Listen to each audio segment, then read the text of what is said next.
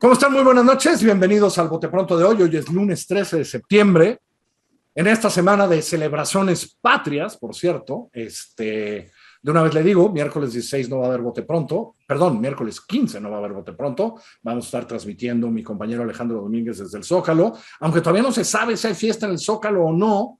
Están en eso, entre Secretaría de Salud y el gobierno de la Ciudad de México y la presidencia, viendo si son tiempos de tener gran fiesta ahí. Hoy, Día de los Niños Héroes, ahí estuvieron, por supuesto, todos los poderes, etcétera, etcétera.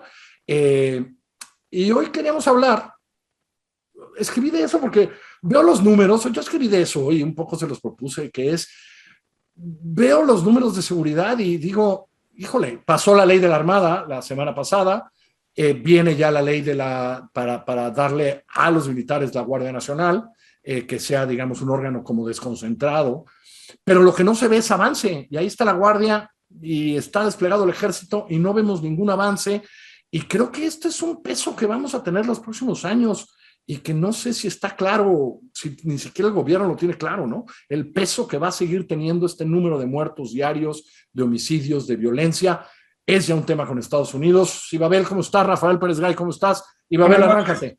¿Cómo están? ¿Cómo están? Saludo a todos.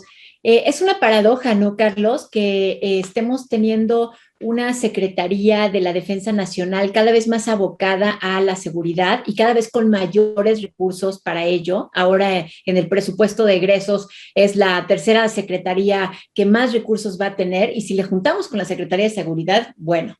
Y sin embargo, me parece que estamos en un periodo en el que no se refleja eso en la vida cotidiana, y no se refleja eso en el combate específicamente contra el crimen organizado, ¿no? Porque una cosa es la inseguridad, digamos, cotidiana, doméstica, y otra cosa es el combate del Estado hacia organizaciones que están copando, tomando territorios completos. Creo que ese es algo que nos debe llamar la atención, pero déjame les cuento algo. Hice una cuentita y dije, a ver, si entre las dos secretarías tienen cerca de, voy a redondear los números para que sea más fácil, cerca de 200,000 millones de pesos, y somos 130 millones de mexicanos, eso quiere decir que por mexicano en seguridad y en defensa se invierten, pues hay más o menos como unos 1,700 pesos al año. O sea que fíjate, por un lado pensamos que estamos militarizando al país, por el otro lado no vemos resultados, y por el otro lado, cuando vemos que son secretarías que son las más favorecidas en el presupuesto, si sacamos la cuenta por habitante, es que es nada, o sea, resulta que no nos alcanza. Sí, en lo federal, ¿no? Porque también gastamos en otras partes, pero es cierto, es decir, pero ni siquiera tengo claro que es un problema de dinero o de cómo ver las cosas. No es, claramente. Tenemos el ejército desde 2006 en las calles y pues no ha funcionado mucho, ¿no, Rafa? No, no ha funcionado. A la mitad del camino, para utilizar el título del libro del presidente, uno de los problemas más serios, entre algunos otros que ha tenido este gobierno, es precisamente el de la seguridad.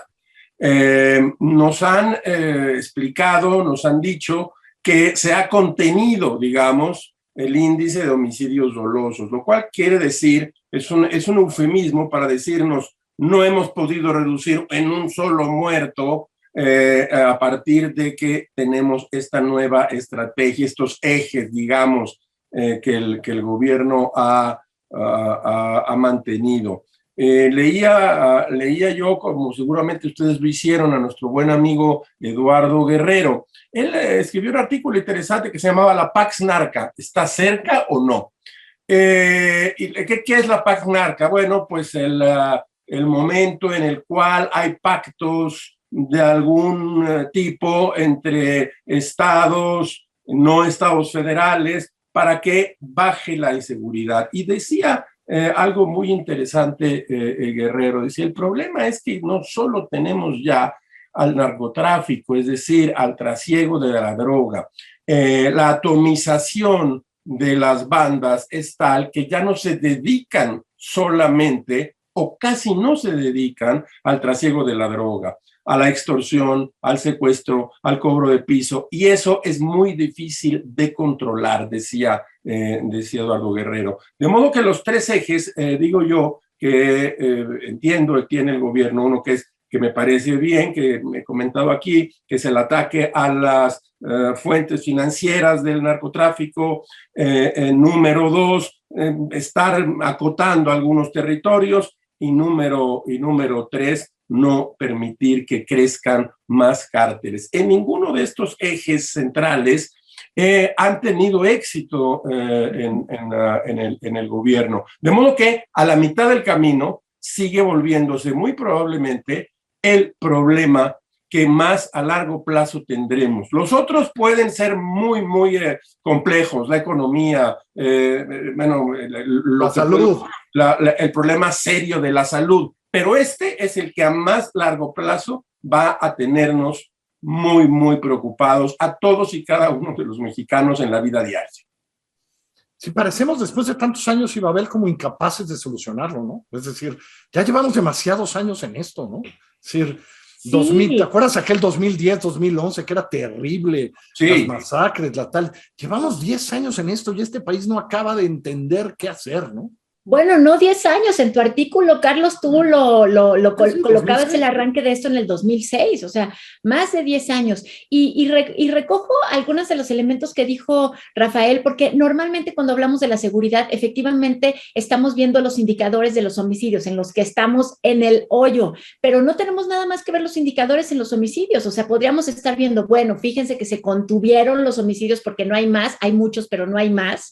Ok, bueno, y entonces, además de eso, hemos visto cómo la Guardia Nacional tiene decomisos, además de eso hemos visto cómo se congelan las cuentas de criminales, además de eso hemos visto que se les ha quitado el control territorial a los criminales, además de eso hemos visto que ya no se desmoronan las instituciones policíacas en este país. ¿Hemos visto eso? No, no hemos visto nada de eso. O sea, no solamente no tenemos mejoras en el indicador más evidente, más lacerante, que es el de los homicidios, sino en todas las otras dimensiones tampoco vemos resultados. Entonces, híjole, no sé, me siento con ustedes así un poco como ya este problema no se va a resolver nunca, pero sí se puede resolver, y sí se puede resolver justamente porque tiene otras dimensiones. O sea, sí se tiene que apretar en el área financiera, sí se tiene que apretar en el área del control territorial, en donde por lo menos en estas elecciones tuvimos indicios de que ahora hay más control político del crimen organizado que antes. Indicios, estoy diciendo, pero indicios muy sólidos.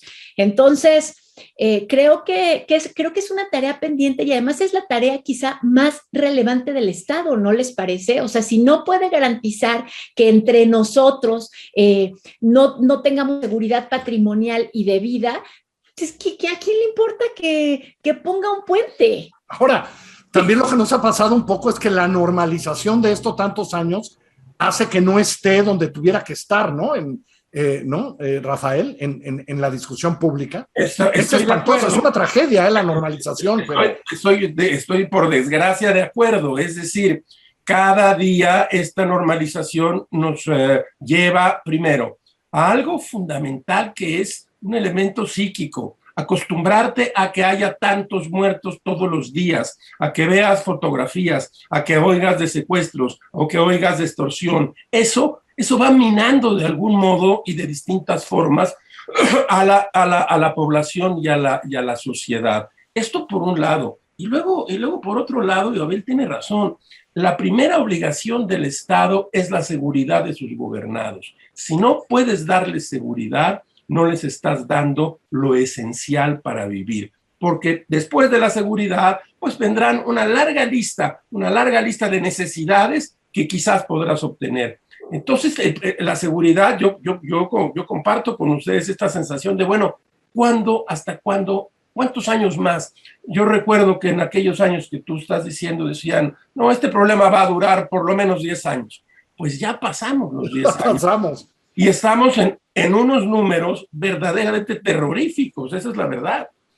Porque además, Ibabel, sucede cuando la apuesta es la federalización, es decir, hacerlo la centralización con una Guardia Nacional de 150 y tal, los estados, muy responsables de muchas cosas que pasan, dicen, no, ya, cuando llegue la Guardia Nacional, nosotros tranquilos, ¿no? Es decir, que es un problema que también hemos tenido cada vez que sacó el ejército Peña, sacó el ejército Calderón, los estados decían, no, yo ni me meto, ¿no? Que lo vengan a arreglar los de allá.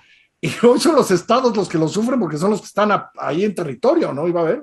Sí, hay un problema ahí en esa articulación. Fíjense, yo que soy tan partidaria de la descentralización siempre, creo que en el único momento en el que funciona la concentración de fuerzas es en la guerra. O sea, no era como que cada país encárguese de ver cómo se le enfrenta a Alemania. No, o sea, había que unirse. Y en este caso me parece que es muy importante que sí haya una estrategia federal, una estrategia nacional de combate al narcotráfico, pero articulada territorialmente. Y aquí quiero traer a colación algunos de los ejemplos que hemos visto a lo largo de estos, que quedamos 15 años.